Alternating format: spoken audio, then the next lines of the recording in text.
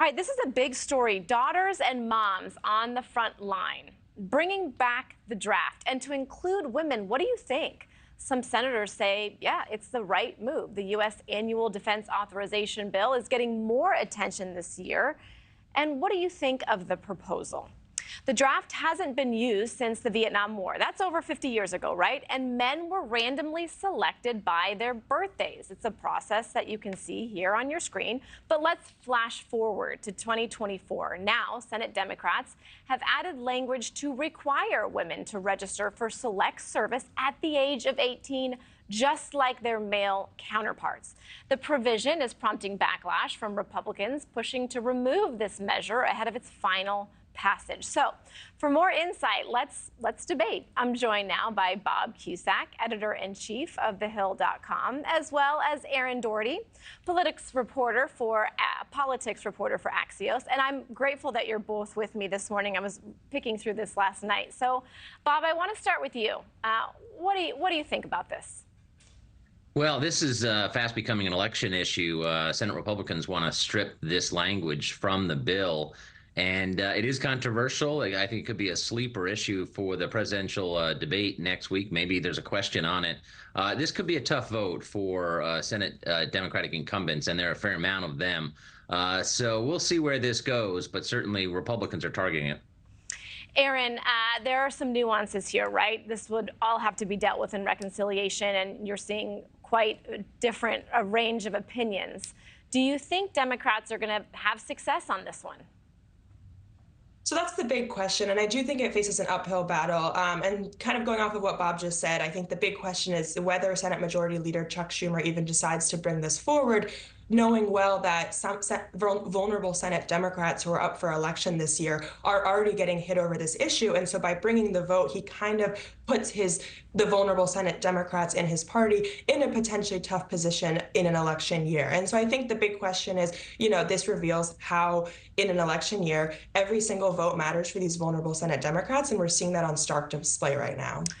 And on the heels of that, every vote does matter. So Bob, why? Why do you think this is getting brought up? And from both sides, because if you think about it, in the House side, there are Republicans who feel like it should be required for male counterparts. So there's a lot going on the Hill. Right, and proponents, including Senate Democrats, who put this in the bill, I mean, they think, listen, women can play a large role and do play a large role in the U.S. military. That doesn't mean they have to go to the front lines. But certainly there's a lot of noise about this. And when you're talking about, we have the House and the Senate and the White House all up for grabs, and it's going to come down as far as the presidential to, probably tens of thousands of votes in key states. Every vote, as you say, matters, and this issue matters. Erin, I want to break down some of the nuances, some of the details here, because some Democrats in the Senate say that this will cut government red tape, that it'll add funding, it'll add supplies and efforts for outreach. How will it do that by adding women to be required for service? Yeah, I mean, I think zooming out a little bit, it comes at a time when, there are questions over military preparedness. And as, foreign policy concerns have obviously risen to the forefront in American policy.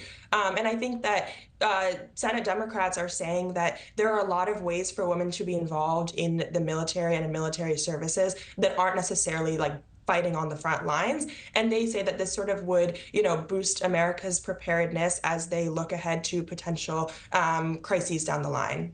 I did see that the war the war that we're in now looks a lot different than it did 50 years ago. And I see what you're saying with the technology and the different ways that we're battling on the front lines. But Bob, just sort of button it up. You started the conversation by saying this could be something that we're going to be talking about a lot more, especially ahead of the debate on Thursday. Do you think this is going to be an issue? Do you think this is going to be a talking point?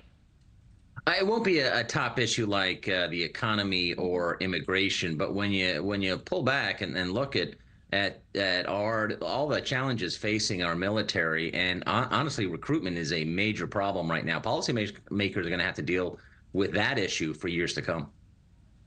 All right. We thank you so much for joining us this morning, Erin Doherty and Bob Cusack. I suspect it won't be the first time we have this conversation. Appreciate you guys. Thanks for watching, everybody. Go to joinnn.com to find NewsNation on your television provider. Also, don't forget to click that red subscribe button below to get more of NewsNation's fact-driven, unbiased coverage.